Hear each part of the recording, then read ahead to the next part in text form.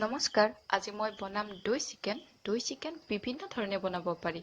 আজি মই দেখুৱাম মই কেনেকৈ বনালোঁ। তাৰ কাৰণে চিকেন, আদা, নহৰুৰ পেষ্ট, পিঁয়াজ, আলু, নহৰু, জলকীয়া আৰু মেইন ইনগ্ৰিডিয়েণ্টছ দৈ। আলু নিদিলেও হয়, মই এইবিলাক ভালকৈ ধুই কাটি লৈছোঁ। এতিয়া কেৰাহীত তেল দিম আৰু তেলখিনি ভালকৈ গৰম হোৱাৰ পিছত আমি তাত জিৰাৰ গুটি, ইলাইচি, লং, ডালচেনি আৰু অকণমান চেনি আৰু জালুক এইবিলাক দি ভালকৈ তেলতে দিম যাতে তেলৰ ফ্লেভাৰ উঠে এটা আৰু সেই ফ্লেভাৰটো চিকেনতো উঠিব আৰু চিকেনটো টেষ্ট উঠিব আৰু স্মেলটো ধুনীয়া হ'ব। ফ্ৰাই কৰি চিকেনখিনি দি দিম।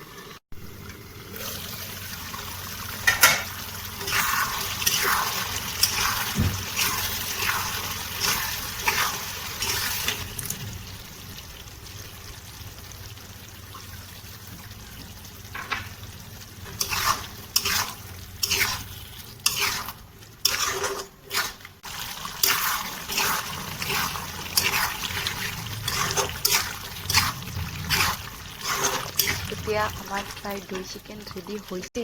এতিয়া গেছটো অফ কৰিলোঁ আৰু এটা বাতিত এইটো ওলাই ল'লোঁ।